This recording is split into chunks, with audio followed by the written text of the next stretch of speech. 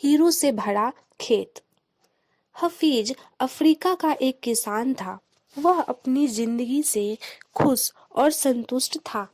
हफीज खुश इसलिए था कि वह संतुष्ट इसलिए था क्योंकि वह खुश था। एक दिन एक अक्लमंद आदमी उसके पास आया। उसने हफीज को हीरो के महत्व और उनसे जुड़ी ताकत के बारे में बताया।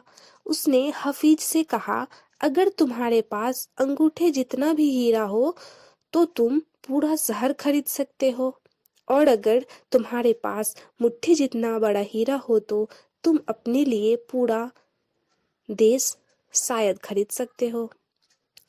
वह अक्लमंद आदमी इतना कहकर चला गया। उसी रात हफीज सो नहीं सका। वह असंतुष्ट हो चुका था, इसलिए उसकी खुशी भी खत्म हो चुकी थी।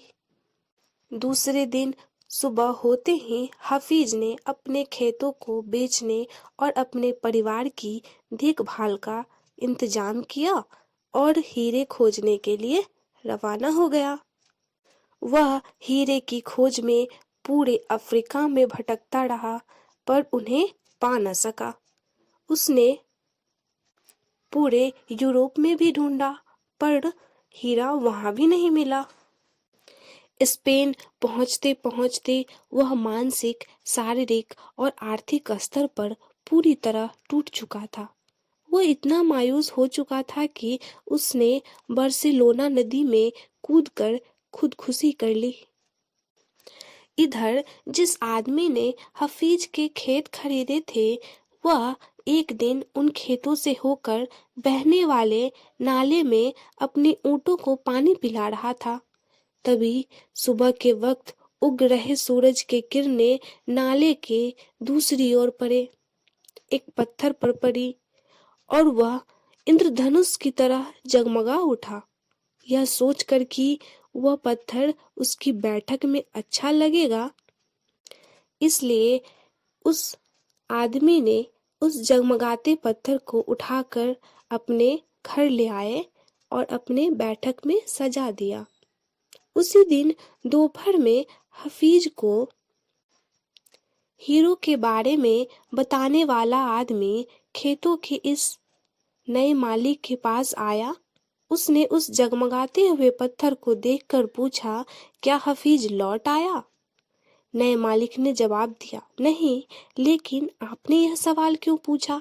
अक्लमंद आदमी ने जवाब दिया, क्योंकि यह हीरा है, मैं उन्हें देखते ही पहचान जाता हूँ। नए मालिक ने कहा, नहीं, यह तो महज एक पत्थर है, मैंने इसे नाले के पास से उठाया है। आइए मैं आपको दिखाता हूँ, वहां पर ऐसे बहुत सारे पत्थर पड़े हुए हैं।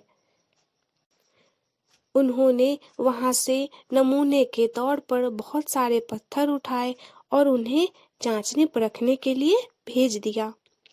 वे पत्थर हीरे ही साबित हुए। उन्होंने पाया कि उस खेत में दूर दूर तक हीरे दबे हुए थे। इस कहानी से हमें क्या सीख मिलती है? नंबर 1, जब हमारा नजरिया सही होता है तो हमें महसूस होता है कि हम हीरो से भरी हुई जमीन पर चल रहे हैं। मौके हमेशा हमारे पांव तले होते हैं।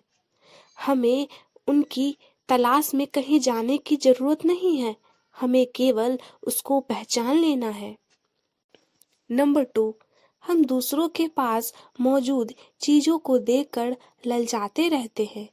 इसी तरह दूसरे हमारे पास मौजूद चीजों को देखकर ललचाते हैं। हमसे अपनी जगह की अदला बदली करने का मौका हासिल करके उन्हें खुशी होगी। नंबर 3, जिन्हें मौके की पहचान नहीं होती, उन्हें मौकों का खटकना शोर लगता है।